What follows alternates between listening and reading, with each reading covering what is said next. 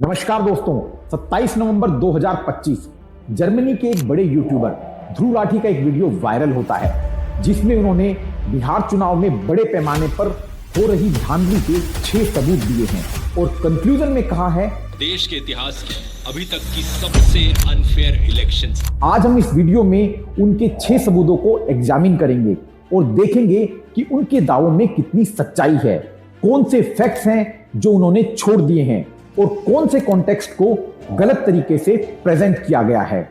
दूसरा, ध्रुव राठी ने एक बड़ा दावा किया और कहा कि बीजेपी और इलेक्शन कमीशन आकर इस पर सफाई दें और प्रूव करें कि बिहार इलेक्शन रिग्ड नहीं थे। यहां पर मैं एक कॉन्टेक्स्ट बता देना चाहता हूं। भारत के कानून में एक व्यवस्था है जिसमें कहा गया है इनोसेंट अंटिल प्रूवन गिल्टी, लेकिन ध्रुव राठी ने इस कॉन्टेक्स्ट को ही उल्टा कर दिया है। उनका कहने का मतलब है गिल्टी अंटिल प्रूवन इनोसेंट, तो मतलब प्रूव ध्रुव राठी को करना है। और एक बात मैं और यहां बता देना चाहता हूं कि यह वीडियो किसी पार्टी को बचाने के लिए नहीं है और किसी पर व्यक्तिगत हमला करने के लिए नहीं है। यह वीडियो है सिर्फ सच्चाई जानने के लिए। और मेरे इस वीडियो को बनाने के 2 बड़े कारण हैं।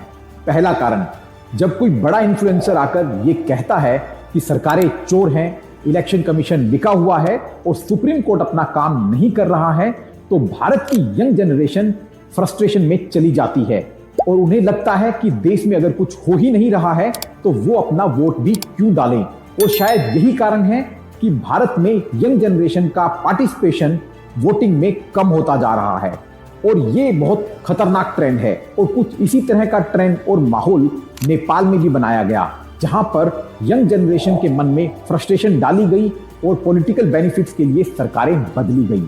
और दूसरा बड़ा कारण, जब ध्रुव राठी कहते हैं कि सरकारों को अकाउंटेबल होना चाहिए, इलेक्शन कमीशन को अकाउंटेबल होना चाहिए, सुप्रीम कोर्ट को अकाउंटेबल होना चाहिए, तो बिल्कुल उनका कहना सही है, सबको अकाउंटेबल होना चाहिए, लेकिन अकाउंटेबल कंटेंट क्रिएटर को भी होना चाहिए और स्पेशली उन कंटेंट क्रिएटर को जिनको भारत के लाखों युवा फॉलो करते हैं, और स्पेशली तब जब वो भारत के डेमोक्रेटिक इंस्टीट्यूशंस पर बड़े सवाल खड़े करते हों।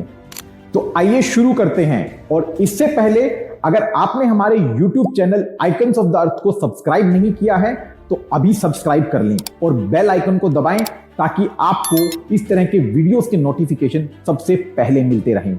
तो पॉइंट नंबर 1, लीगल ब्राइब 10,000 रुपए की। ध्रुव राठी ने अपने वीडियो में क्लेम किया कि बीजेपी ने फेज 1 इलेक्शन से 6 दिन पहले और फेज 2 इलेक्शन के 4 दिन पहले 1.25 करोड़ महिलाओं को 10,000 रुपए की लीगल ब्राइब दी। ये बहुत ही सीरियस एलिगेशन है। इस दावे को इन्वेस्टिगेट करने के लिए आइए एक टाइमलाइन को समझते हैं। 29 अगस्त 2025 मुख्यमंत्री महिला रोजगार योजना की घोषणा की जाती है, जिसके अंतर्गत बिहार में हर परिवार की एक महिला को छोटा रोजगार शुरू करने के लिए 10,000 रुपए की प्रोत्साहन राशि दी जानी थी। 26 सितंबर 2025 को 75 लाख महिलाओं को 10,000 रुपए की राशि दी जाती है और उसके बाद 3 अक्टूबर 2025 को 25 लाख महिलाओं को 10,000 रुपए की प्रोत्साहन राशि दी जाती है और 6 अक्टूबर 2025 को मॉडल कोड ऑफ कंडक्ट के लागू होने से जस्ट पहले 21 लाख महिलाओं को 10,000 रुपए की राशि दी गई। उसके बाद 6 अक्टूबर 2025 को बिहार में मॉडल कोड ऑफ कंडक्ट लागू होता है, जिसके बाद 6 और 11 नवंबर 2025 को बिहार में इलेक्शंस होते हैं। 28 नवंबर 2025 जब बिहार में इलेक्शन के रिजल्ट आ चुके होते हैं और बिहार में मुख्यमंत्री तक शपथ ले चुका होता है, उसके बाद 10 लाख महिलाओं को 10,000 रुपए की राशि दी जाती है। तो बड़ा सवाल ये उठता है, क्या ध्रुव राठी ने अपनी वीडियो में गलत जानकारी दी? जी हां, ध्रुव राठी के अकॉर्डिंग पैसे मॉडल कोड ऑफ कंडक्ट लागू होने के बाद दिए गए, जबकि ऐसा नहीं है। गवर्नमेंट की ही वेबसाइट पर आप ये जानकारी चेक कर सकते हैं। पैसा मॉडल कोड ऑफ कंडक्ट के लागू होने से पहले दिया गया और मॉडल कोड ऑफ कंडक्ट के खत्म होने के बाद 28 नवंबर को भी दिया गया। और इससे भी इंपॉर्टेंट बात, मुख्यमंत्री महिला रोजगार योजना बिहार में 2007 से चल रही है। ये कोई नई योजना नहीं है और वर्ल्ड बैंक भी इसमें एक पार्टनर की तरह काम कर रहा है। दूसरा, यह योजना किसी रैंडम महिला को पैसे देने के बारे में नहीं थी। ये महिलाएं सेल्फ हेल्प ग्रुप की मेंबर्स हैं और इनको वहां से प्रॉपर ट्रेनिंग मिली है और ये सभी महिलाएं अपना एक छोटा व्यवसाय शुरू करना चाहती हैं। बिहार में मुख्यमंत्री महिला रोजगार योजना बहुत ही अच्छा काम कर रही है और इसी तरह की योजनाएं भारत के दूसरे स्टेट्स में जैसे मध्य प्रदेश, महाराष्ट्र, झारखंड और कर्नाटक में भी चलाई जा रही हैं। तो ध्रुव राठी का ये कहना कि महिलाओं को रिश्वत दी जा रही है, महिलाओं के लिए अपमानजनक है। ध्रुव राठी ने आगे अपनी वीडियो में क्लेम किया, जैसे कि मार्च 2004 में इलेक्शन कमीशन ने तमिलनाडु की जयललिता सरकार के किसानों को पैसे देने पर रोक लगा। तमिलनाडु, आंध्र प्रदेश और तेलंगाना में भी लागू की गई थी, जिसे इलेक्शन कमीशन ने एमसीसी के दौरान कैंसिल कर दिया और बिहार में इस तरह का कोई भी एक्शन इलेक्शन कमीशन द्वारा नहीं लिया गया।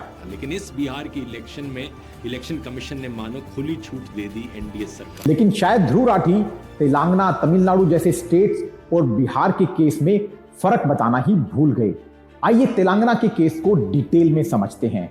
तेलंगाना में इलेक्शन से पहले 6 नवंबर 2023 को एमसीसी लागू हुआ।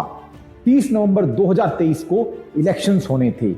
राइतु बंधु स्कीम के अकॉर्डिंग तेलंगाना गवर्नमेंट ने किसानों को 5,000 रुपए प्रति एकड़ की राशि उनके अकाउंट में देनी थी, जिसके लिए 18 नवंबर 2023 को इलेक्शन कमीशन से परमिशन मांगी गई। 25 नवंबर 2023 को इलेक्शन कमीशन ने परमिशन भी दे दी, लेकिन एक कंडीशन उन्होंने लगाई कि कोई भी इस पैसे को पब्लिसाइज नहीं करेगा ताकि इलेक्शंस में इसका बेनिफिट ना लिया जाए। लेकिन तेलंगाना के उस समय के finance minister P Harish Rao ने 26 नवंबर 2023 को इसकी उद्घोषणा अपने एक भाषण में कर दी, जिसके बाद इलेक्शन कमीशन ने 27 नवंबर 2023 को इस पर रोक लगा दी। तो बिहार और तेलंगाना के केस में बहुत डिफरेंस है, जहां पर इलेक्शन कमीशन का टर्म्स एंड कंडीशन पूरा नहीं किया गया। लेकिन बिहार में ऐसा कुछ भी नहीं हुआ क्योंकि पैसे का disbursement model code of conduct से पहले ही हो चुका था। दोस्तों आइए अब ध्रुव राठी द्वारा लगाए गए दूसरे आरोप की जांच करते हैं। दूसरे आरोप में ध्रुव राठी ने बोला कि 14,35,000 फेक वोटर्स को बिहार में वोटिंग के लिए अलाउ किया गया और साथ ही साथ इलेक्शन कमीशन ने फ्रॉड डिटेक्शन सॉफ्टवेयर का भी जानबूझकर यूज नहीं किया। और इन दोनों ही इंफॉर्मेशन के लिए ध्रुव राठी ने जिस वेबसाइट को रेफर किया उसका नाम था द रिपोर्टर्स कलेक्टिव। आइए इन क्लेम्स की जांच करते हैं। सबसे पहले मैं आपको द रिपोर्टर्स कलेक्टिव वेबसाइट के बारे में थोड़ी सी जानकारी देना चाहता हूं। द रिपोर्टर्स कलेक्टिव एक स्मॉल ऑर्गेनाइजेशन है जहां पर कुछ जर्नलिस्ट मिलकर रिपोर्ट्स निकालते हैं और हैरानी की बात यह है जुलाई 2021 में ये कंपनी रजिस्टर हुई है, तो मात्र 4 साल पुरानी एक छोटी ऑर्गेनाइजेशन है। और इससे भी विवादास्पद बात यह है कि जनवरी 2025 तक यह ऑर्गेनाइजेशन नॉट प्रॉफिट ऑर्गेनाइजेशन के रूप में रजिस्टर्ड थी। इनकम टैक्स ने इसका नॉट फॉर प्रॉफिट स्टेटस को छीन लिया है और अब ये दूसरों से चंदा नहीं ले पाएंगे। साथ ही साथ द रिपोर्टर्स कलेक्टिव ने अपनी ही वेबसाइट पर पॉपअप डाला था कि we are running out of funds और हमारे पास अपने जर्नलिस्ट को देने के लिए पैसे नहीं हैं। तो दोस्तों यहाँ द रिपोर्टर्स कलेक्टिव की जानकारी पर 2 बड़े सवाल उठते हैं। पहला ये कि एक 4 साल पुरानी ऑर्गेनाइजेशन जिसमें कुछ जर्नलिस्ट मिलकर काम कर रहे हों, क्या उसको एक डेफिनेटिव प्रूफ माना जा सकता है? दूसरा, जिस ऑर्गेनाइजेशन के पास खुद के एम्प्लॉइज को देने के लिए पैसे ही नहीं हैं, क्या वो बिहार के 7 करोड़ से ज्यादा मतदाताओं का सर्वे करके 14,35,000 फर्जी वोटर होने का पक्का प्रूफ दे पाएगी? और यहां पर 2 बड़े सवाल ध्रुव राठी द्वारा दी गई इंफॉर्मेशन पर भी उठते हैं। उनका पहला क्लेम था कि इलेक्शन कमीशन ने जानबूझकर बिहार में फ्रॉड बस्टिंग सॉफ्टवेयर को यूज नहीं किया। मैं सीधा सवाल पूछना चाहूंगा इलेक्शन कमीशन से, यहाँ पर क्यों नहीं किया सॉफ्टवेयर का इस्तेमाल? क्या आप चाहते थे कि फाइनल वोटर लिस्ट पर ये डुप्लीकेट वोटर्स रहे ताकि फ्रॉडुलेंट वोटर्स अपना वोट दे पाएं? लेकिन ये इंफॉर्मेशन पूरी तरह गलत पाई गई। द प्रिंट की आप इस न्यूज को देखेंगे जिसमें बिहार के चीफ इलेक्शन ऑफिसर ने यह ऑन रिकॉर्ड बोला है कि बिहार में फ्रॉड बस्टिंग सॉफ्टवेयर को यूज किया गया और उसके बाद बूथ लेवल ऑफिसर्स ने ग्राउंड लेवल पर जाकर सभी वोटर्स के वोट को चेक किया। और दूसरा बड़ा सवाल, ध्रुव भाई ने 14,35,000 फर्जी वोटर का जो क्लेम टीआरसी के हवाले से किया था, उसमें अगर आप टीआरसी की वेबसाइट पर जाकर पढ़ेंगे तो टीआरसी ने खुद मेंशन किया है कि कुछ डेटा एनालिस्ट की मदद से उन्होंने ये सर्वे किया था। वो डेटा एनालिस्ट कौन थे, वो क्या मेथोडोलॉजी यूज की गई और इन वोटर्स को कैसे आइडेंटिफाई किया गया, ये ना तो टीआरसी को पता है और ना ही ध्रुव भाई को। आइए दोस्तों एसआईआर के बारे में जानते हैं। एसआईआर की फुल फॉर्म है स्पेशल इंटेंसिव रिवीजन।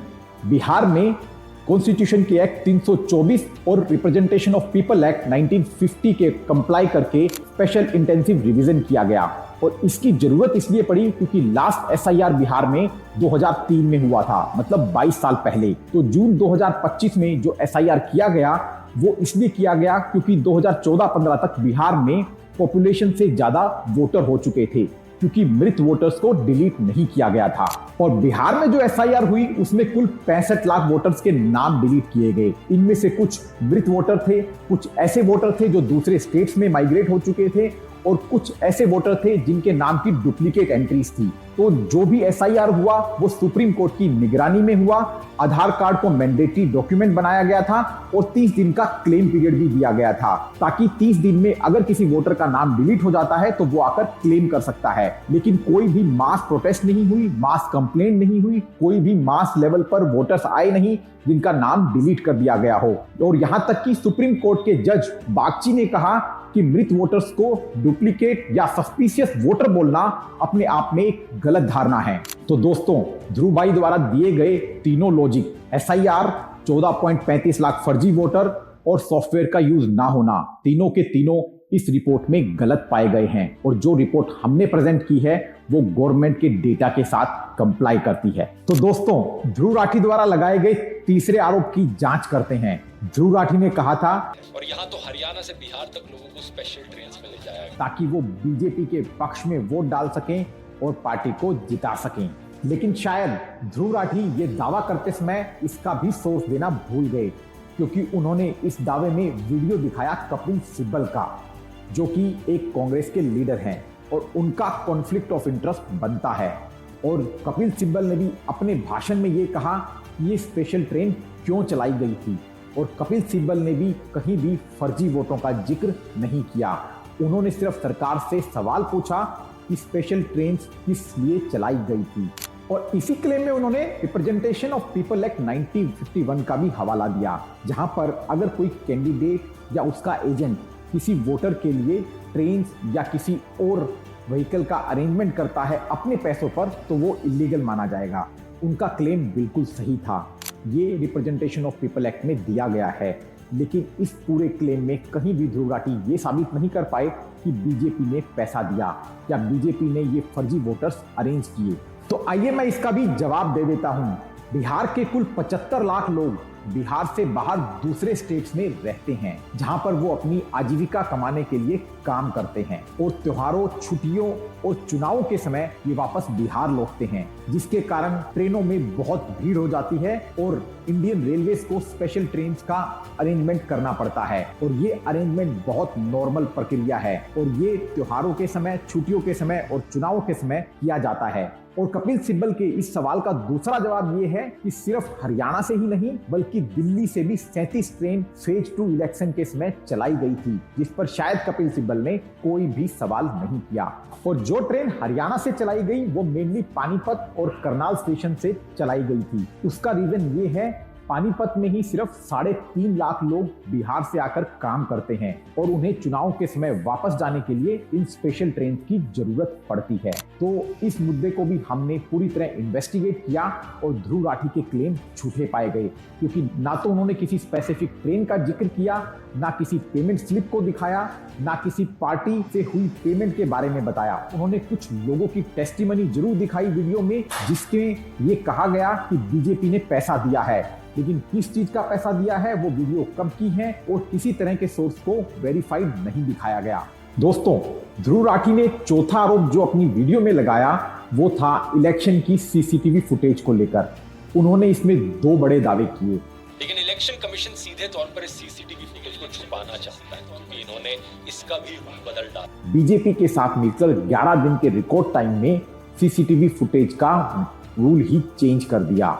और जो दूसरा उन्होंने आरोप लगाया वो था कि सीसीटीवी फुटेज को 45 दिन बाद डिलीट किया जाएगा।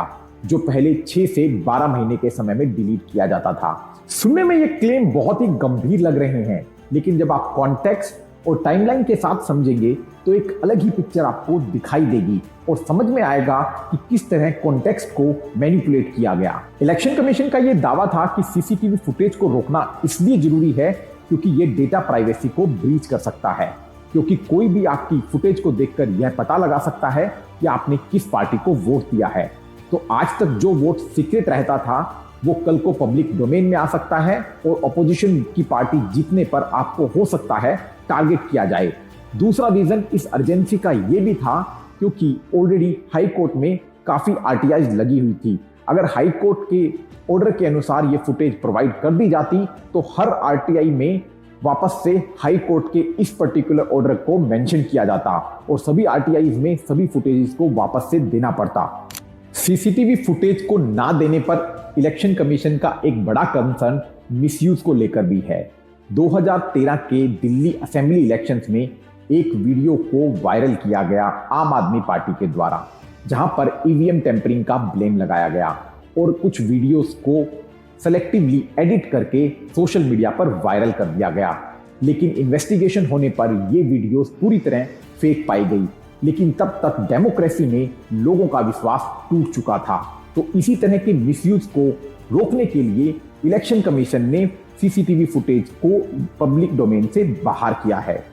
आइए दोस्तों, अब ध्रुव राठी द्वारा लगाए गए 5वें बड़े आरोप की जांच करते हैं, जिसमें उन्होंने एसआईआर में लिस्ट को दोबारा से नया तैयार किया गया कि इसमें डुप्लीकेट वोटर्स को हटाया नहीं गया। दूसरा आरोप यहाँ पर यह है कि जो जेन्युइन वोटर्स हैं, कौन से जेन्युइन वोटर्स, खास तौर पर वो वोटर्स जो ऑपोजिशन के वोटर्स माने जाते हैं। लेकिन एक्चुअली ये एक मैथमेटिकल इल्यूजन क्रिएट करने की कोशिश की गई है। ध्रुव राठी ने आरोप लगाया था कि 8 मिलियन वोटर्स को डिलीट कर दिया गया। लगभग 80 लाख लोग मिसिंग थे यहाँ पर। लेकिन शायद वो ये सब बताना भूल गए कि बिहार भारत के उन 3 बड़े स्टेट्स में से है जहां पर मेजर माइग्रेशन होता है। बिहार, उत्तर प्रदेश और राजस्थान, इन 3 स्टेट में बड़े पैमाने पर हर साल माइग्रेशन होता है। सिर्फ बिहार की बात करें तो अप्रोक्सीमेटली 40 लाख लोग हर साल बिहार छोड़कर दूसरे स्टेट्स में चले जाते हैं, कुछ अस्थायी तौर पर और कुछ स्थायी तौर पर।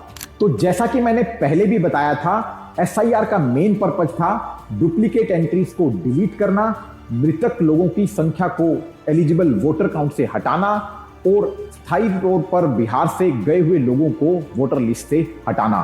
और इसी श्रृंखला में 80 लाख वोटर्स को इस पूरे प्रकरण से बाहर किया गया, क्योंकि 2014-15 में ही बिहार में टोटल जनसंख्या से ज्यादा एलिजिबल वोटर हो चुके थे। दूसरा बड़ा क्लेम यहां जो ध्रुव राठी ने किया, 8.22 करोड़ वोटर्स होने चाहिए थे। उन्होंने कहा कि प्रोजेक्टेड पॉपुलेशन 82 मिलियन के आसपास है बिहार की, लेकिन एक्चुअल वोटर लिस्ट 74 मिलियन थी। दोस्तों, यहां पर एक चीज समझनी बहुत जरूरी है, प्रोजेक्टेड पॉपुलेशन कभी भी एक्चुअल पॉपुलेशन से मैच नहीं करती, क्योंकि प्रोजेक्टेड पॉपुलेशन में माना जाता है कि बिहार से कोई भी माइग्रेट नहीं करेगा, सभी लोग बिहार में ही रहेंगे और सभी एलिजिबल वोटर अपना रजिस्ट्रेशन करवा लेंगे। लेकिन अगर रियलिटी को देखा जाए तो हर साल 40 से 42 लाख लोग बिहार से माइग्रेट कर जाते हैं, 23% एलिजिबल वोटर कभी रजिस्ट्रेशन ही नहीं करवाते हैं और 5 से 10 लाख लोग हर 5 साल के बाद मृतक डिक्लेयर भी कर दिए जाते हैं। तो अगर आप इन सब वोटर्स को इंक्लूड करेंगे तो फाइनल फिगर जो 74 मिलियन का दिया गया था वो स्टैटिस्टिकली सही प्रूव होगा। फर्दर ध्रुव ने कहा, फाइनल वोटर लिस्ट निकाली गई, उनमें से लगभग 33% मुस्लिम थे, जबकि वो ये बताना भूल गए कि सीमांचल में मुस्लिम लोग ज्यादा रहते हैं और उनके ज्यादा रहने के कारण वहां पर माइग्रेशन भी बहुत ज्यादा है और इसी माइग्रेशन के कारण मुस्लिम लोगों का डिलीशन ज्यादा दिख रहा है, जो धार्मिक बेस पर नहीं है बल्कि एक्चुअल वोटर लिस्ट के वेरिफिकेशन बेस पर है। अब आते हैं मोदी जी के बयान पर। ध्रुव राठी ने जो क्लिप दिखाई उसमें मोदी जी के बयान को मुस्लिम्स के अगेंस्ट कहा गया, लेकिन एक्चुअल में मोदी जी ने जो बयान दिया वो मनमोहन सिंह का एक रिकॉर्डेड स्टेटमेंट है, जहां पर उन्होंने मुस्लिमों का पहला अधिकार बताया है भारत के संसाधनों पर। पहले जब उनकी सरकार थी उन्होंने कहा था कि देश की संपत्ति पर पहला अधिकार मुसलमानों का है। देखिए, ये स्टेटमेंट खुद ही रिलीजियसली बायस्ड है, जहां पर आप देश के संसाधनों को किसी एक रिलीजन के प्रति बायस दिखा रहे हैं, जबकि मोदी ने सिर्फ एक रिकॉर्डेड स्टेटमेंट का हवाला दिया था। दोस्तों, ध्रुव राठी ने अपने छठे पॉइंट में इलेक्शन कमीशन को ही बायस बता दिया। आइए इस पॉइंट को भी इन्वेस्टिगेट करने की कोशिश करते हैं। किस तरीके से इलेक्शन कमीशन बीजेपी को फेवर करता है, इसका एक पूरा पैटर्न सामने आ चुका है। देश में जब भी बीजेपी कहीं भी जीतती है तो इलेक्शन कमीशन और ईवीएम पर भांडा फोड़ा जाता है, लेकिन यहां पर ध्रुव राठी ने एक फैक्ट छुपाया। जब बीजेपी को 240 सीट लोकसभा में मिली तब इलेक्शन कमीशन की बायसनेस कहां चली गई थी। जब डीएमके को 40 में से 40 सीट लोकसभा में मिली तब इलेक्शन कमीशन की बायसनेस कहां चली गई थी। जब टीएमसी बंगाल में जीती तब इलेक्शन कमीशन को बायस्ड क्यों नहीं कहा गया। एक्चुअली देश में हो ये रहा है, जब भी बीजेपी किसी स्टेट में जीत जाती है तो इलेक्शन कमीशन या ईवीएम पर भांडा फोड़ दिया जाता है।